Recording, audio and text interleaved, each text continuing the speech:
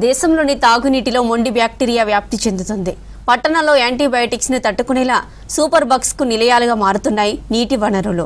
దేశంలోని మెట్రో సిటీల్లో 72% మురుగునీరు శుద్ధి కాకుండానే నదులు భూగర్భంలో కలిసిపోతున్నాయి.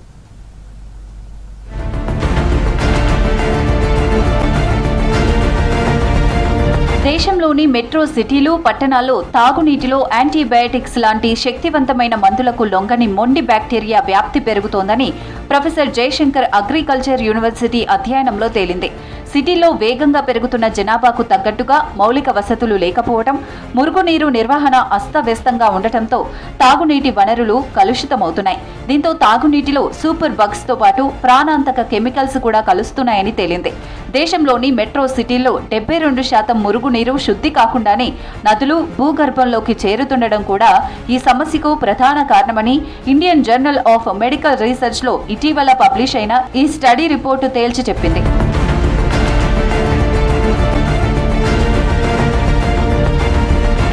స్టడీలో భాగంగా దేశవ్యాప్తంగా మెట్రో సిటీలు, ద్వితీయ శ్రేణి పట్టణాల్లోని మురికివాడల్లో నీటి సరఫరా, మురుగునీటి నిర్వహణ, ప్రజారోగ్య వ్యవస్థల డేటాను విశ్లేషించారు.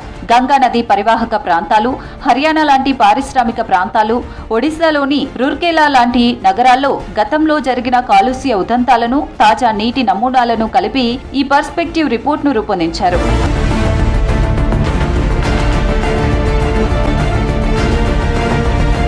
దేశంలోని ప్రధాన నగరాల్లో ఉత్పన్నమవుతున్న మురుగునీటిలో కేవలం 28% మాత్రమే శుద్ధి అవుతోంది.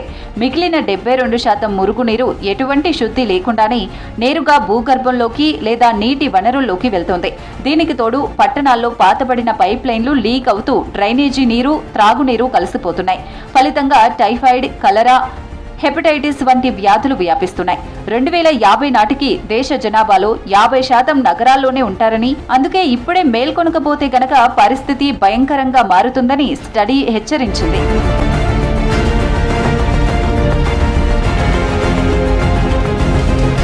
సూపర్ బగ్స్ తో పాటు నీటిలో ప్రమాదకర కెమికల్స్ కూడా మోతాదుకు మించి ఉన్నట్లు ఈ స్టడీ గుర్తించింది. నైట్రేట్, ఫ్లోరైడ్ వంటివి పిల్లల్లో ఎదుగుదల లోపాలు, ఎముకల బలహీనతకు కారణమవుతున్నాయి. నీటిలో సీసం, క్రోమియం వంటి భార లోహాలు చేరడం వల్ల క్యాన్సర్, గుండె జబ్బులు వస్తున్నాయని రీసెర్చ్ లో తేలింది. నీటి నాణ్యతను కేవలం మున్సిపల్ ఇంజనీరింగ్ కోణంలో చూడటం మానుకోవాలని ఈ స్టడీ సూచించింది. నీటి కాలుష్యాన్ని పబ్లిక్ హెల్త్ ఎమర్జెన్సీగా పరిగణించాలని తెలిపింది.